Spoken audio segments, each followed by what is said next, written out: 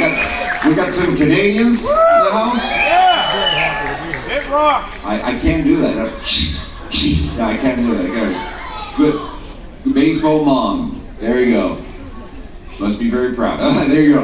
Ladies and gentlemen, now let's welcome with a thunderous round of applause, the comedy of Matt Wright.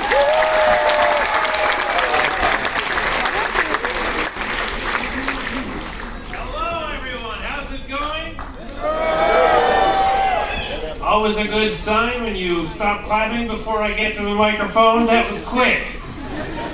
Thank you. Oh no, you don't have to. That's okay. You do exactly what you want. You're on a cruise, baby. You live your lives. Wow, there are so many more children here than I thought were going to be.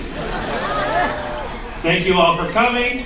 I'm going to smile blankly for 10 to 15 seconds while I quietly reassess what I was about to say. No, I will. Don't you worry about it. Don't you worry. Come on in if you're late. No rush. You know, you were probably stuck in traffic. At the buffet, maybe. My God, isn't this a beautiful theater? This is an absolutely stunning room. This is so nice to be here. You may notice there is a baby crying right now. Please do not worry if you are the parent of that child. This is a very normal response to my jokes. Don't worry, normally listen, we get it. We're on a cruise, it's a little different. Parents are just trying to unwind. If your baby's a little fussy, don't worry about it. We're gonna keep the show moving and we're gonna have a good time. And I'm going to try to not say anything that's going to ruin anyone's teen years. How about that? You're very welcome. That was not a teen, that was a grown man, I think. Either that or that was the scariest teen I have ever seen. Thank you. Whoa, buddy. Save it for gym class. That's what we're looking for. Oh, I love that. Thank you so much. Man, oh man, this is great. I am a little more afraid of today's generation of teenagers. I saw an early teenager today throwing a tantrum while doing a TikTok dance. Scary stuff. Very, very terrifying stuff. I don't know if you guys are having this experience on the boat. Every now and then I'm like, am I drunk? And it's like, no, I'm just on a moving ship. Yes, no, it's not that direct of a call and response. Thank you. Yes. Was that you again, sir? Same dude? All right. Do you guys mind if I talk to this guy before we start the show? Sir, do you mind? No. Ah! Was that his wife? No? Okay, what's your name, man? Oh, wow. Someone's lost confidence. It's okay, you don't have to talk, it's okay. I prepared jokes. I was just curious about the bellowing voice in the front row is all. I think that's normal. I love this. I don't know if you guys can see this. We have a pretty good house. We're not full, but it's pretty good. We have people way up there, which is cool. Hello, hope you guys are having a good time way up there. Front row, completely empty. This is the only comedy is like this. It is the only show in the world that people have no interest in being near to. Like if you go to a basketball game, people are excited. You're like, "What are you doing? Are you guys excited for the game?" And they're like, "Yeah, it's going to be amazing." They're like, "Where are you going to sit?" And they're like, "Well, I'm going to sit in the nosebleeds because I'm worried the ref might make fun of me." This is my giant water bottle. You know, it's very good. Thank you for clapping for that. That's very kind. Wow. Wow. Maybe I'll just drink water for the whole 35 minutes. I could do that. I have only, this is my third show ever on a cruise ship. I'm on my first ever cruise ship tour. Thank you. Thank you for having me. You're very nice people. I really appreciate that. I have been doing comedy for 10 years. I've been all over the world. I'm from Canada. I've been to, there you go, there's my mom. I have, I'm just kidding, that's not my mom. My mom is, I am, oh, that's my mic gone out a little bit. If it happens, don't even worry about it. We're in a theater. You can still Life is beautiful. All right. So no, my mom was not here. In fact, I know no one on this ship. I know no one. I do not know one person. I haven't opened my mouth since I got on board, and now I'm talking to everyone on the boat. It's a cool way to live. I was talking to my mother on FaceTime, and I was telling her that I was a little nervous, and she was like, don't be silly. And I was like, I don't think that'll help.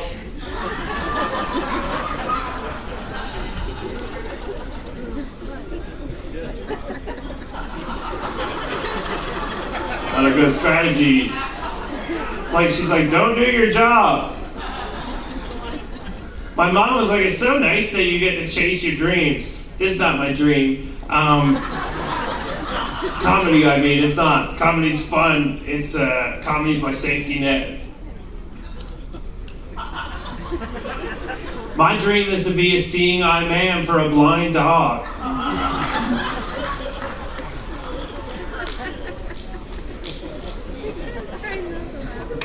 It's been nice to travel, though. Your guys' clap strategy is out of control. It's fun, man. The Canadians in the room. No, I'm not telling you. Listen, I'm not. Oh, thank you. That's very kind. No. Oh, wow. Aren't you sweethearts?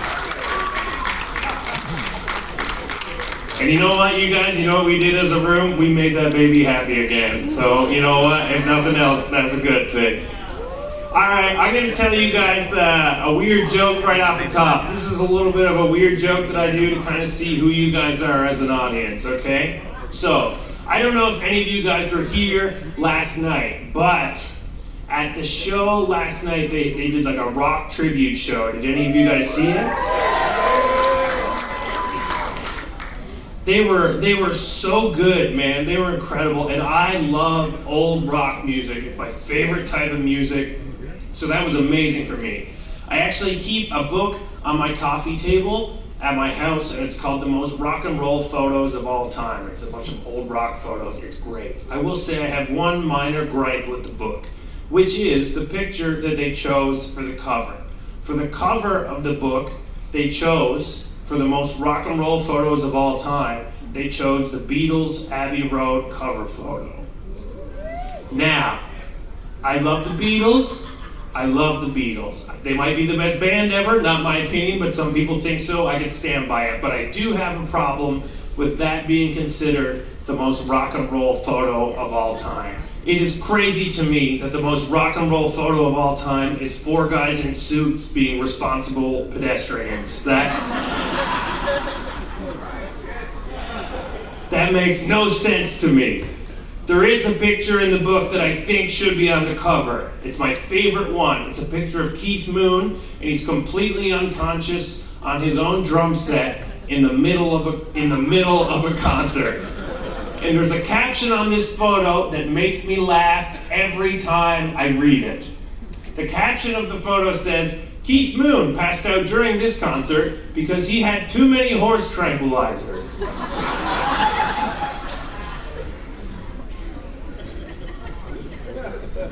And I laugh every time because it says too many.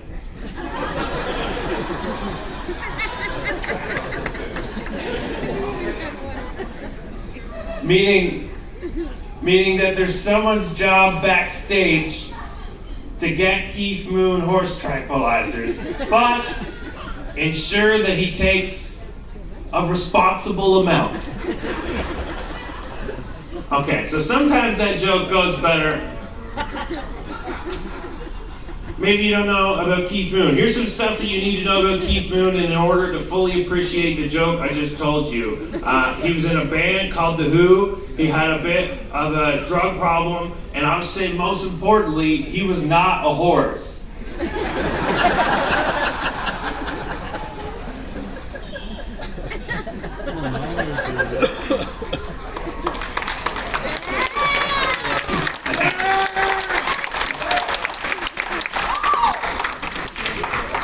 Thank you guys, that's very nice of you. I did not always do comedy. I actually, I went to business school first. That's That's where I got this jacket. And it served me well. Yeah, I did 5 years in university to learn how to do business, and now I'm doing jokes on a boat. So everything is going just how I laid it out as a 17-year-old boy when I made the most important decision of my life, to choose who I would be forever at age 17, when I was probably 1/3 through puberty. A little late, but nonetheless. I went through school, and I can't say that I loved it. Both my parents are teachers, you know what I mean? I have a lot of respect for my parents. I think teachers are incredible for the most part. Yes, absolutely. Absolutely. My parents, my mother loves giving advice, and some of it is good. Some of it is very confusing. One time I was driving home from a hockey tournament in the middle of the night in a blinding snowstorm, which is the most Canadian thing I will say tonight. And I wanted to get home quickly to watch something on TV, so I said, "Dad, drive faster." And my mother turned around with such confidence as she said, "It's better to arrive safe than to arrive alive."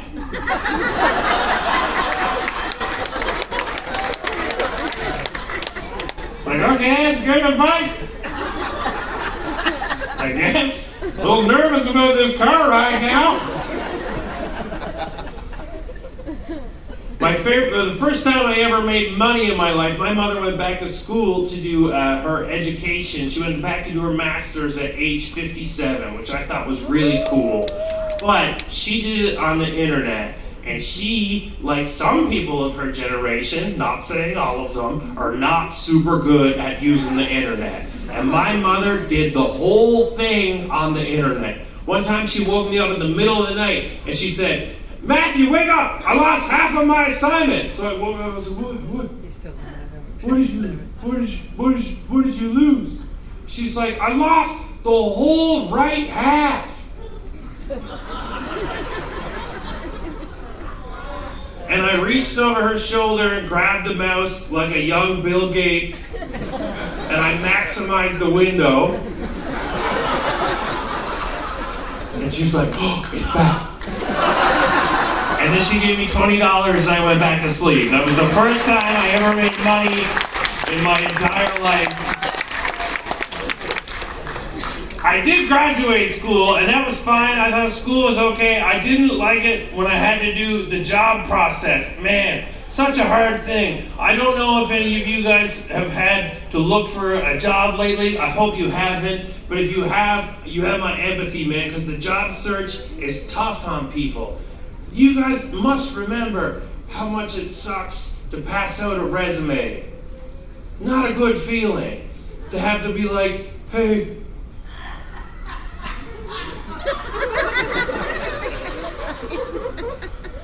I printed off a list of stuff I hope you'll like about me, in hopes that you'd pay me to be here 40 hours a week. But, you know, for some reason, I've included a list of jobs that have not worked out so far. And in case you're not sold yet, you can flip to the back page, where I've included a brief list of 3 people who've agreed to go along with this charade. Yes, everyone asks for references, which is crazy, because we all know 3 people who will lie for us. References don't work. It's a bad system if you get to pick who's talking about you. If they got to pick, maybe. If I wanted to know the character of a person, I wouldn't let them choose who to talk to about. I would want to know one randomly selected ex, the last person who served them in a restaurant, and someone who has driven them home in a taxi past 3 o'clock in the morning. That's how to get the true measure of a person. Then you go to the job interview and they start asking you the most condescending questions. What's your biggest weakness? I'm here. A lack of income is my biggest weakness right now. Health insurance is my second biggest weakness. I I did advertising in school, man. It was crazy, like, because that's what a resume is. It is advertising yourself, and some of it's not true. You know what I mean? Like, well, it is true, but you can finesse it. Like on my resume right now, it says that I finished in the top 5 in the Pythagoras math competition in the entire country, and that's true. But I did that in grade 3. And it's on my resume right now. Sure, I still did it. Macaulay Culkin still has Home Alone on his resume, I assume. Sorry we peaked young. Thank you, sir. I do worry though that someone will call me one day and be like, hey, we're from an engineering firm. We want you to do some calculations because we're building a bridge. And I gotta be like, whoa.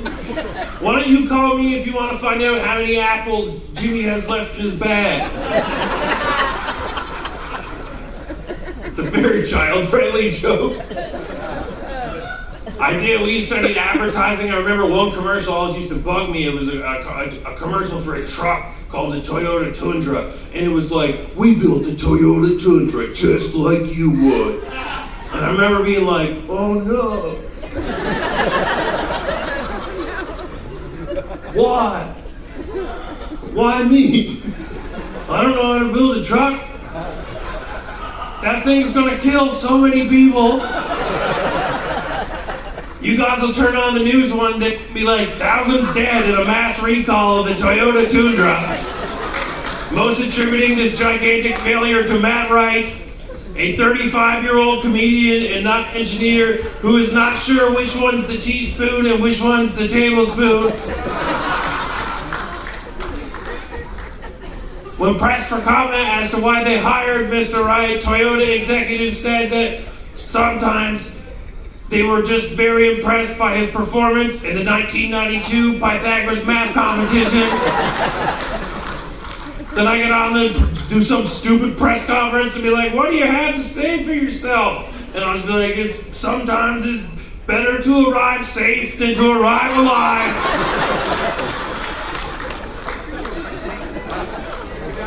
Thank you, sir. Thank you. That's crazy. So I don't always feel that smart. Yeah! Yo, you guys watch this one. This one's with the people up there. This is the weirdest show of my life. Okay.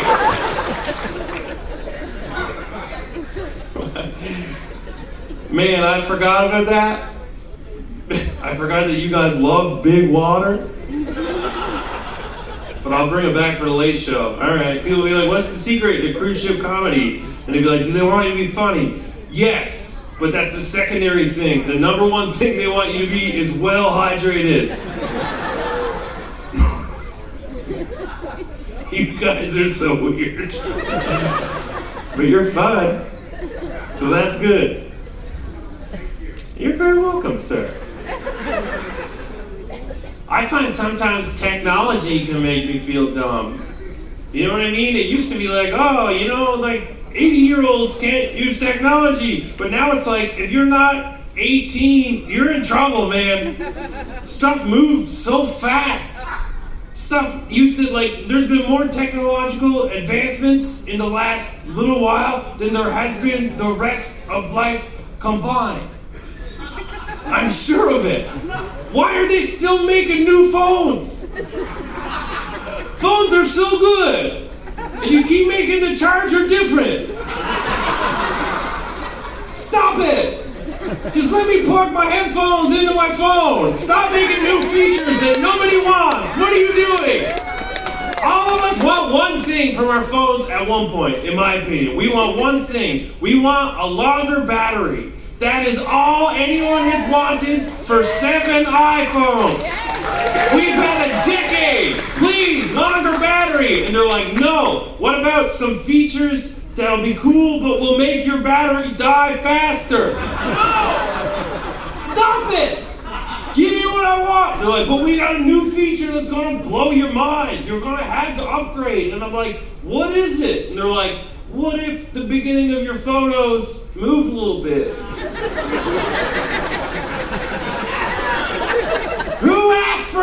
that? Who needed that? You wanted to turn on your phone, feel you're at Hogwarts for a moment.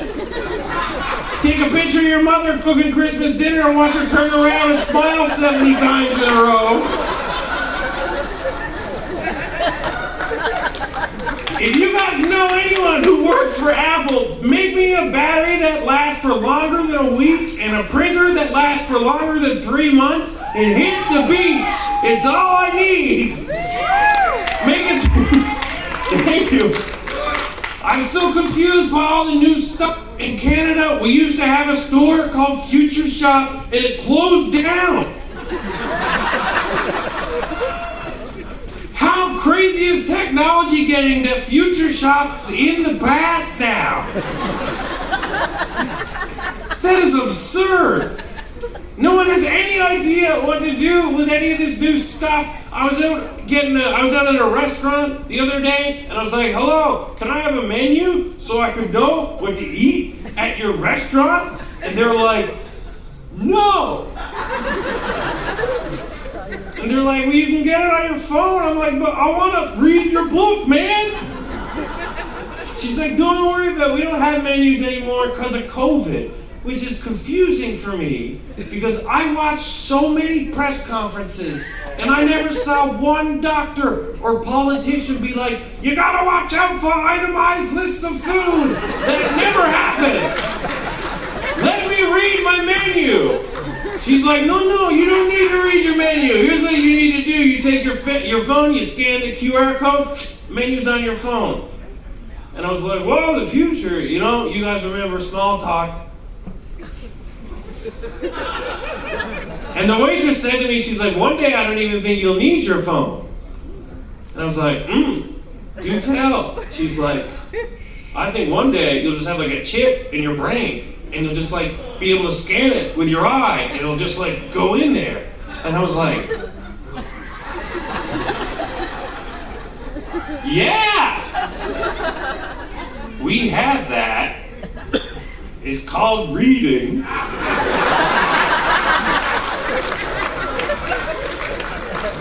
You don't need to invent things that have already been invented.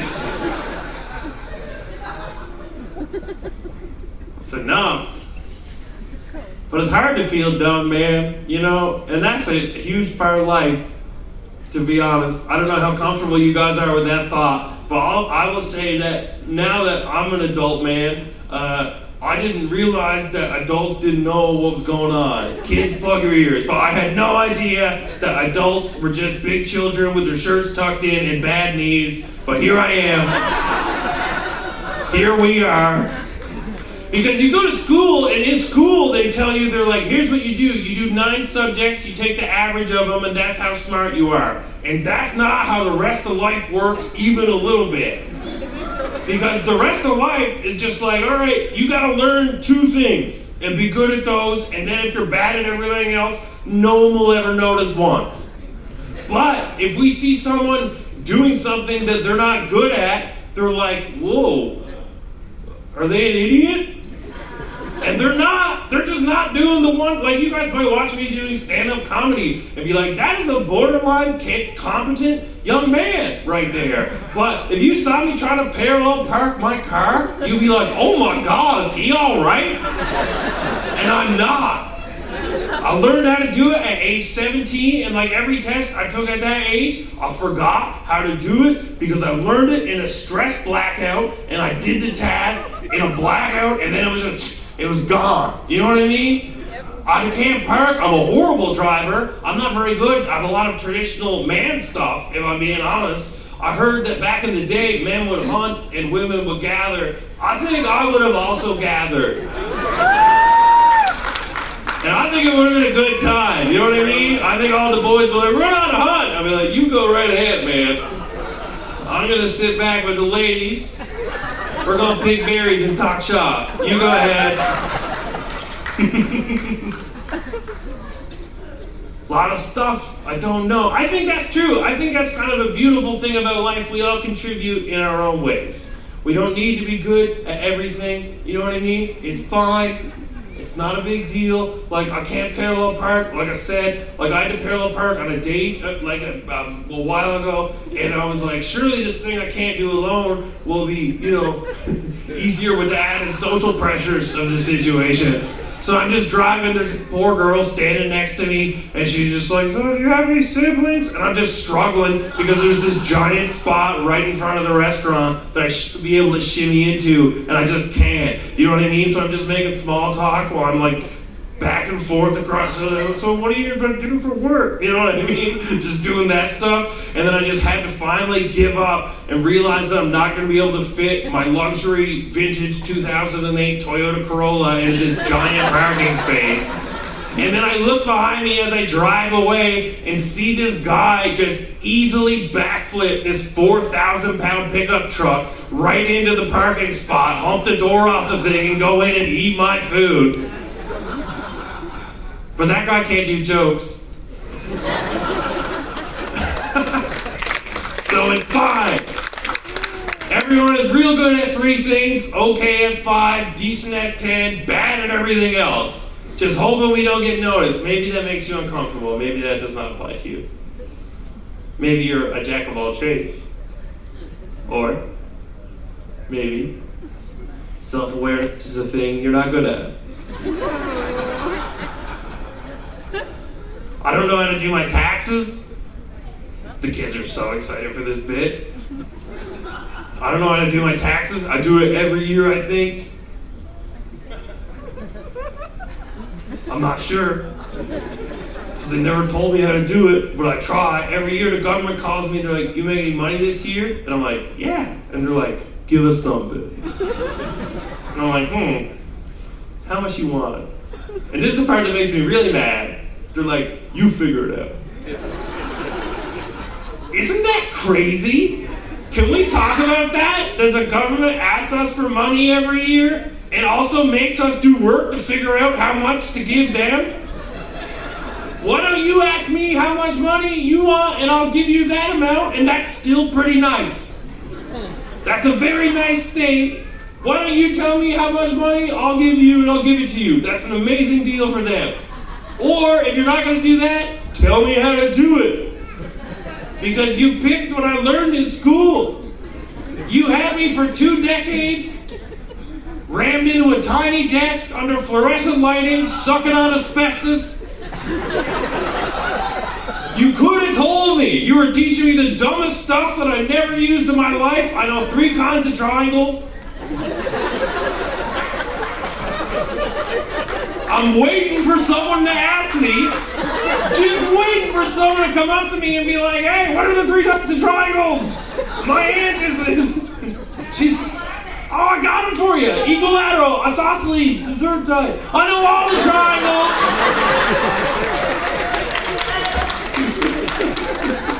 Man, I know like 3 kinds of clouds. Cumulus, Hufflepuff, Nimbus 2000. I know tons of clouds. I don't know.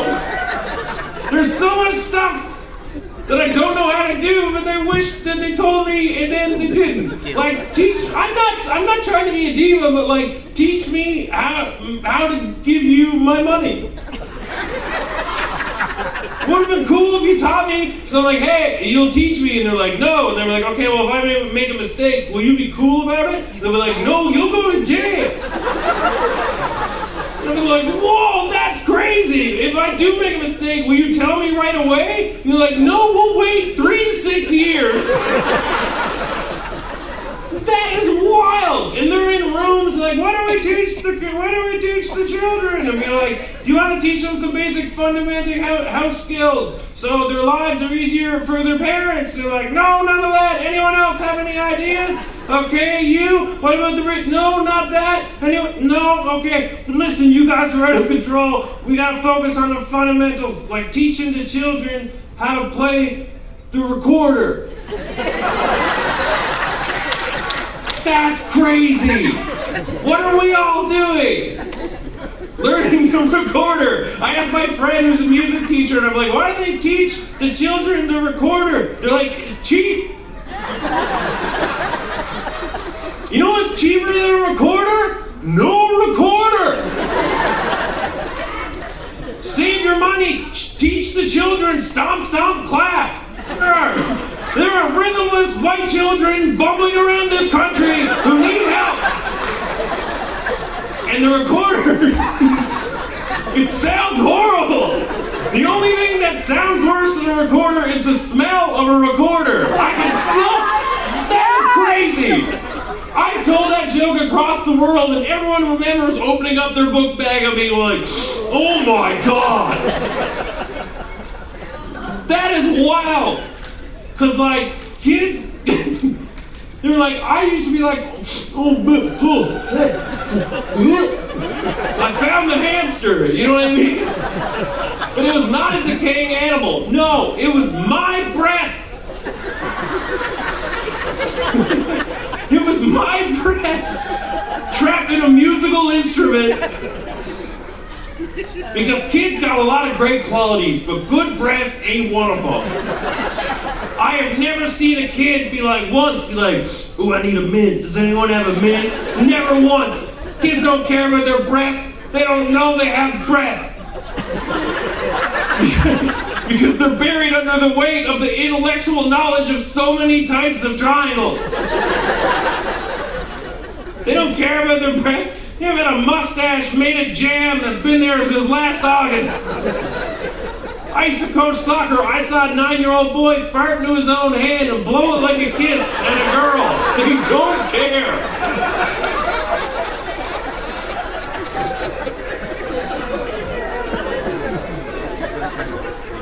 I don't know anyone who knows how to do their taxes. I know so many people who can rip hot cross buns at the drop of a hat. That is a problem. That's crazy. They're like, do the thing we told you to do. I'm like, hot cross buns, hot cross buns. Listen, this is the crazy part. That's the right fingering. Do you understand? You can take this mic out of my hand and slip a recorder into it, and I would shred that for you guys right now. And I don't. And I can't park my own vehicle. That's crazy. I don't know anyone who knows how to do their taxes except my accountant, I hope.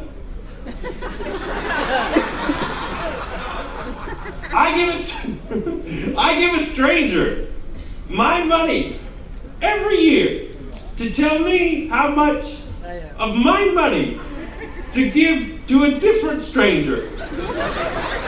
And I have not been equipped with the skill set to check if she's doing it right. It could be a pyramid scheme. But I know what that is. That's a scheme with 4 triangles with a square on the bottom. This is not for claps, I'm actually thirsty. Oh my God. Alright, I gotta clue this up. I'll tell you one thing, you've been a wonderful crowd. I'm grateful for you guys. Thank you so much. I will say on the Late Show, when I take a sip of water and no one applauds, I'm gonna be so confused. And I want you to know when you're out there at the bar having a good time that I'll miss you. You're very welcome. All the best. So, I'm gonna end this with a quick little story, and again, I thank you, there's so much entertainment and stuff to do on the ships, and the fact that you guys would come here and sit in the dark with me for 35 minutes and listen to jokes means a lot. So thank you guys very, very much for coming out. Very nice. So, I'm going to end this with the stupidest thing that I did after COVID, because I don't know about you guys, but when I got out of lockdown, I was way dumber. You know what I mean? Like, I felt like my brain didn't click. Like, I was always forgetting words that I knew, but my brain wouldn't give them to my mouth. Does that make any sense to you? Like, I forgot the word for leftovers, and I called it used food.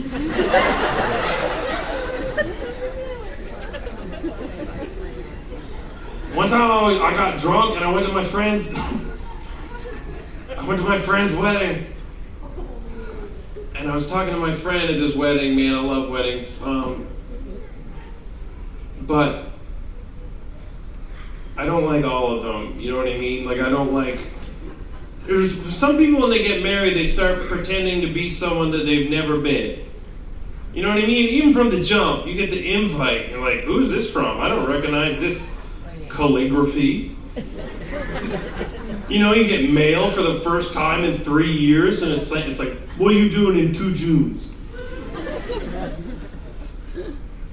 I got a wedding invite from my buddy, had beautiful calligraphy. I was like, man, I didn't even know you could read. You know what I mean?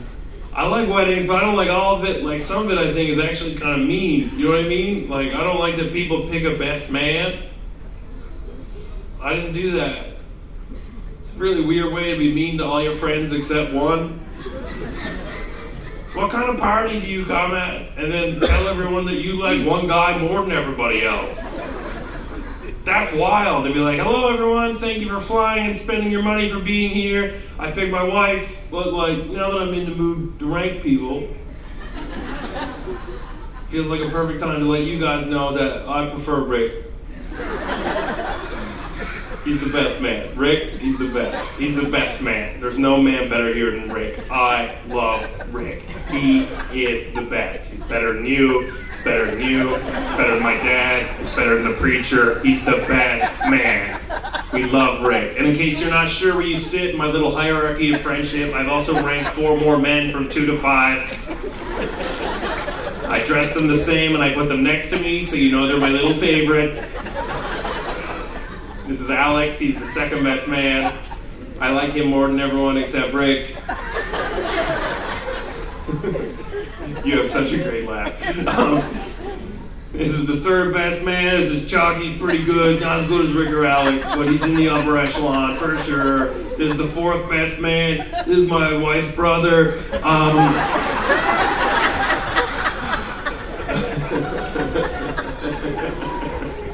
So, alright, I'm at this wedding and I'm talking to my old friend, and she had, when we were friends in university, she had a puppy, right? And in the time I got, that was almost 15 years ago, so the puppy is so old now. It's not a puppy at all, it's an elder dog, it's beautiful.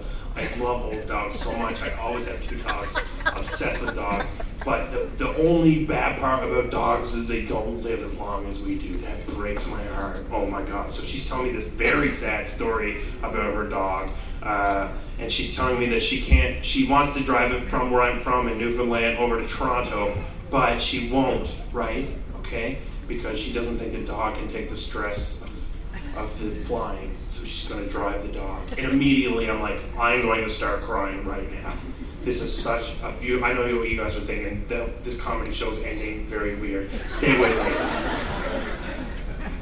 Okay, so she's telling me this story about her dog, and I'm like, I'm gonna cry for sure, and I don't want to cry at the wedding, so I just stopped listening. It was an act of self-preservation. I stopped listening to her very depressing story. I'm not being a jerk, okay? I'm still being a good friend. I'm nodding at her. I'm making empathy faces. You know what I mean? I'm with her, but mentally I'm on the dance floor. Do you understand? Moni Moni was playing. What a bop. Anyhow. So eventually she stops talking, which is tricky because historically that means that it's my turn to say something. And as we've covered, I am not paying attention even a little bit. So here's what I do if I'm in a situation where I've zoned out and now it's my turn to say something. I'll say something so boring that they have no choice but to just reclaim ownership over the direction of the conversation, and then I'll hop on again. So I was just like, okay, oh man. Well, you know what? That's great, because a dog loves to drive. It's like their favorite thing to go around and look at stuff. So, what a life.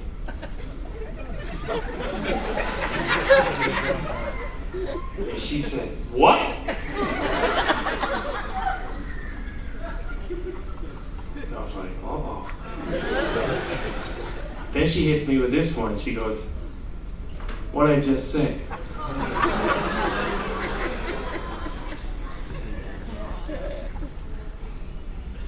I had enough.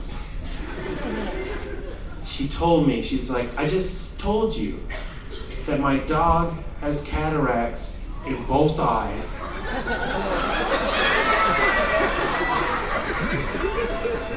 And had to go in and get double eye surgery. To which I replied, well, that's perfect.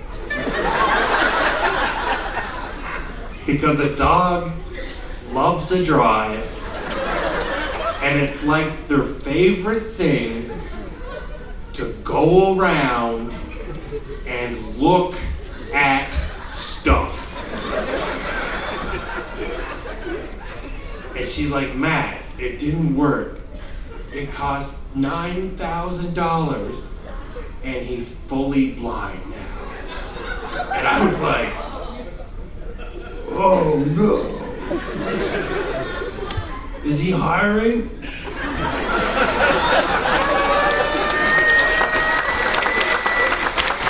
Thank you guys, you've been a great crowd. I hope you really enjoyed the rest of your night. I'll see you around.